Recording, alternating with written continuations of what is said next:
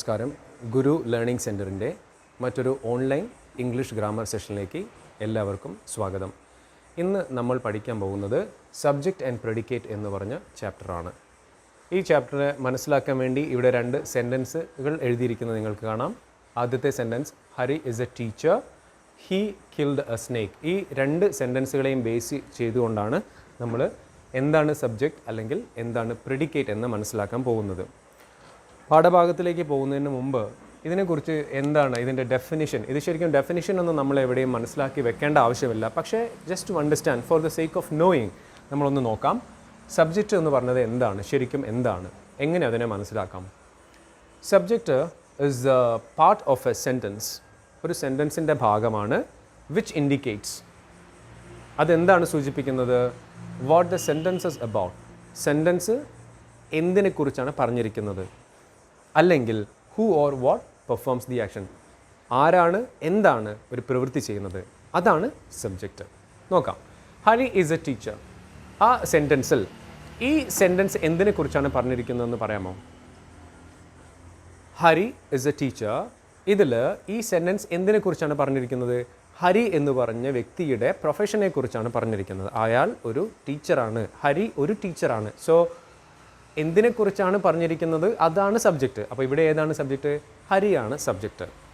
Coming to the next example, he killed a snake. ഈ സെൻറ്റൻസിൽ who or what performs the action എന്ന് പറഞ്ഞ option കൂടി നമ്മൾ നേരത്തെ ഡെഫിനിഷനിൽ കണ്ടു. ഇവിടെ നോക്കുമ്പോൾ who killed a snake, he killed a snake. ആരാണ് പാമ്പിനെ കൊന്നത്, ആരാണ് അവിടെ പ്രവൃത്തി ചെയ്തത്? ഹീ ആണ് അവിടെ പ്രവൃത്തി ചെയ്തത്. അപ്പം രണ്ടാമത്തെ സെൻറ്റൻസിലെ സബ്ജക്റ്റ് ഹീ ആണ്, ആദ്യത്തെ സെൻറ്റൻസിലെ സബ്ജക്റ്റ് ഹരിയാണ്. ഇവിടെ ഒരു പ്രധാനപ്പെട്ട കാര്യം നിങ്ങൾ മനസ്സിലാക്കേണ്ടത്, എല്ലാ സബ്ജക്റ്റുകളും ഒരു സെൻറ്റൻസിൻ്റെ ആദ്യ ഭാഗത്ത് തരണം എന്നില്ല. നോക്കാം. Coming to this example, this part you can see two sentences.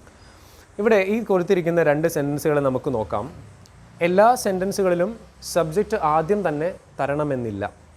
നോക്കാം. അപ്പ് വെൻ ദ കൈറ്റ് എന്ന് പറഞ്ഞ ഈ സെൻറ്റൻസിൽ പട്ടം മുകളിലേക്ക് ഉയർന്നു പൊങ്ങി എന്നുള്ളതാണ് തന്നിരിക്കുന്ന സെൻറ്റൻസ്. ഇവിടെ what is this sentence about? Up went the kite, പട്ടം മുകളിലേക്ക് പൊങ്ങി പറന്നു എന്നുള്ളതാണ്. അപ്പം ആ സെൻറ്റൻസ് എന്തിനെക്കുറിച്ചാണ് പറഞ്ഞിരിക്കുന്നത്? പട്ടത്തിനെ കുറിച്ചാണ്. So what is the subject? What is the subject in this given sentence?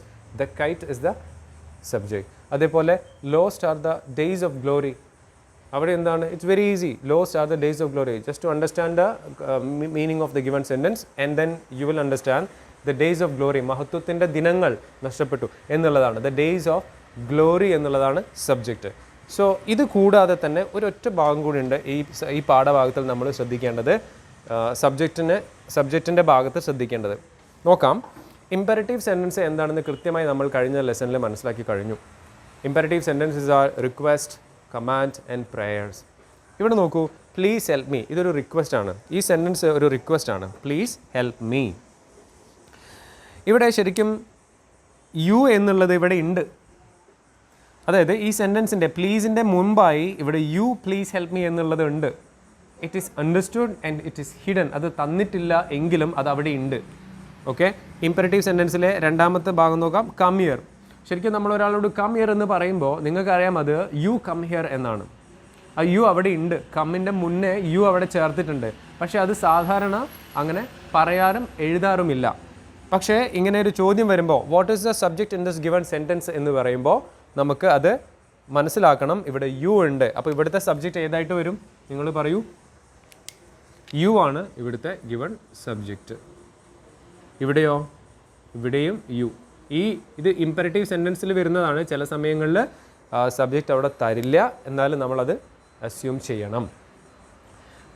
പിന്നെ രണ്ടാമത്തെ ഭാഗമാണ് predicate part.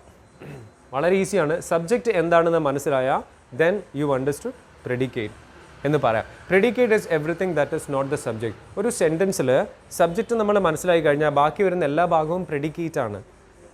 Predicate is everything that is not the subject. അല്ലെങ്കിൽ വേറെ രീതിയിൽ എങ്ങനെ പറയാം? What the subject does or is. Subject എന്താണ് ചെയ്യുന്നത് അല്ലെങ്കിൽ എന്താകുന്നു, അതാണ് പ്രെഡിക്കേറ്റ്. നോക്കാം. ഒരു സെൻറ്റൻസ് എടുത്താൽ ഹരി. നോക്കാം. ഈ സെൻറ്റൻസിലേക്ക് വരാം. Hari is A teacher. ഇവിടെ നമുക്ക് കിട്ടി ഹരി എന്താണ്? സബ്ജക്റ്റ് ആണ്. So predicate as this part.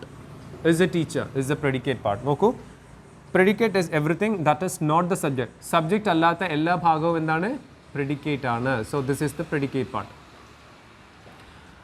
Next sentence നോക്കൂ, he killed a snake. He എന്താണ്? Subject ആണ്. So the predicate part is killed a snake. Okay? Up went the kite. Kite എന്താണ്? Subject ആണ്. അപ്പോൾ predicate എന്താണ്? Up went ആണ് predicate part. Lost are the days of glory. The days of glory is subject in this given sentence. So predicate is lost are. Okay? അതേപോലെ തന്നെ you please help me.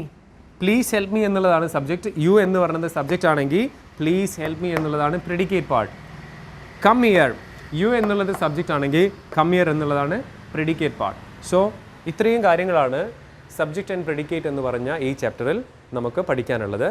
You have to continuously watch these videos again and again. ഈ ഒരു part നിങ്ങൾ തുടർച്ചയായിട്ട് കേൾക്കുമ്പോൾ നിങ്ങൾക്കത് കൃത്യമായി മനസ്സിലാവും. എല്ലാവരും എല്ലാം കൃത്യമായി മനസ്സിലാക്കുക. കണ്ടിന്യൂസ്ലി ഇത് വാച്ച് ചെയ്യുക, നോട്ട് തയ്യാറാക്കി വെക്കുക. നിങ്ങൾക്ക് ഇതിൻ്റെ കൂടെ നിങ്ങൾ ഈ ക്ലാസ്സിൻ്റെ വീഡിയോ കാണുന്ന സമയത്ത് you have to keep a note. You should write the points that we have discussed in this session. ഇന്നത്തേക്ക് ഇത്രയേ ഉള്ളൂ. നമുക്ക് മറ്റൊരു ലെസണുമായി അടുത്ത ദിവസം കാണാം. Thank you. Have a great day.